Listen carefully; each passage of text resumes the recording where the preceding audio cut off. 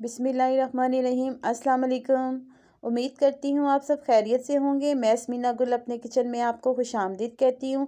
आज हम बहुत ही मज़ेदार रेसिपी बनाएंगे जिसमें हम बीफ को स्टीम करेंगे। ये इतनी मज़ेदार रेसिपी है कि ये आपके दस्तरखान को 5 स्टार बना देगी।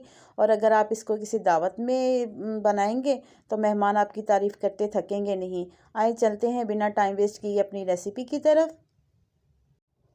स्टीम रोस्ट बनाने के लिए मैंने मछली का गोश्त इस्तेमाल किया है। इसका वज़न तकरीबन 1 किलो है। ये मैं आपको 1 किलो की रेसिपी देने लगी हूँ। आप ज़्यादा लेना चाहते हैं तो ज़्यादा ले लीजिएगा। मैंने इसको धो के अच्छे से जो है ना वो वॉश कर ली है। 1 कप दही ली है। 1 चम्मच मैंने लाल मिर्च ली है। 1 चम्मच नमक लिया है। 1 चम्मच ज़ीरा पाउडर लिया है। 1 चम्मच कचरी पाउडर है, ये गोश्त को गलाने में काम आता है। 1 चम्मच लिया है। हाफ चम्मच मैंने गरम मसाला लिया है। 1 चम्मच सूखा धनिया पिसा हुआ लिया है। 4 चम्मच कुकिंग ऑयल है। 5 चम्मच चिली सॉस है और 5 चम्मच ही सोया सॉस है। आइए चलते हैं इसको बनाने की तरफ। मैरिनेट करते हैं इसको।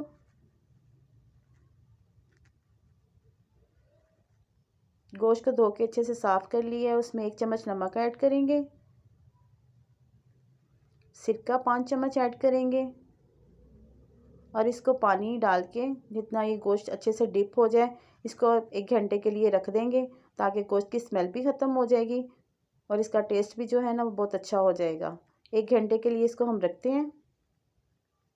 1 घंटा रखने के बाद जो है ना गोश्त को ड्राई कर लेते हैं, खुश्क कर लेते हैं। एक बॉल लिया है मैंने, उसमें दही ऐड करेंगे हम। अब इसमें शामिल करेंगे लाल मिर्च 1 चम्मच, ज़ीरा पाउडर 1 चम्मच, सूखा धनिया 1 चम्मच, गरम मसाला हाफ चम्मच,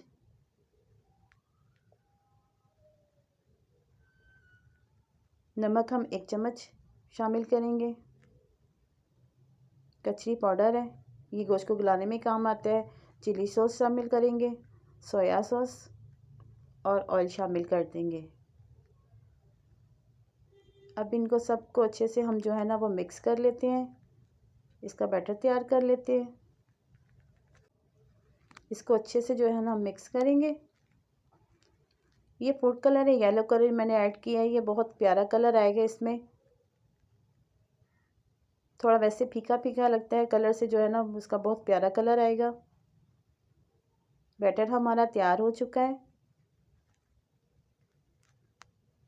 अब इस तरह एक पीस उठाएंगे हम, इसको अच्छे से इसमें डिप करेंगे। अच्छे से जो है ना इसको हम डिप कर लेते हैं ताकि मसाला अच्छे से लग जाए। इसको एक प्लेट में रखते हैं। इसी तरह हम एक एक पीस उठाएंगे और सबको अच्छे से जो है ना मैरिनेट कर लेते हैं। अच्छे से कोट करेंगे इसको। अब इसको जो है ना 5 से 6 घंटे के लिए हम रेस्ट के लिए रखेंगे। ओवरनाइट रखते हैं तो इसका टेस्ट बहुत ही ज़बरदस्त आएगा। मैं इसको 5 से 6 घंटे के लिए फ्रिज में रखने लगी हूँ। उसके बाद हम मिलते हैं।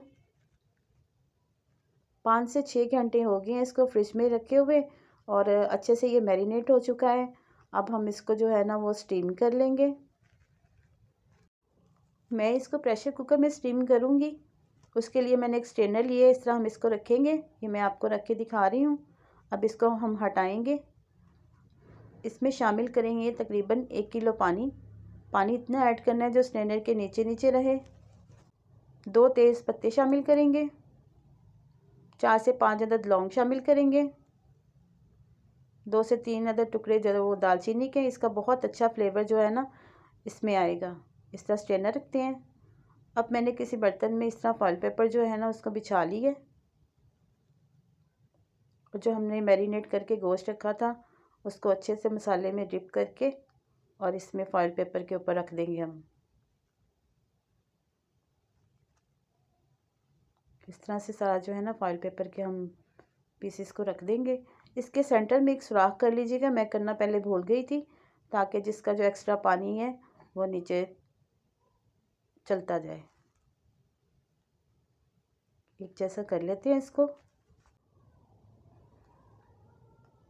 अब इसके ऊपर जो है ना गार्निश करती हूँ तिल।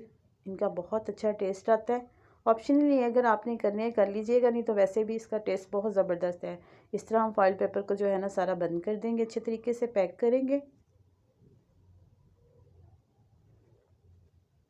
इस तरह से।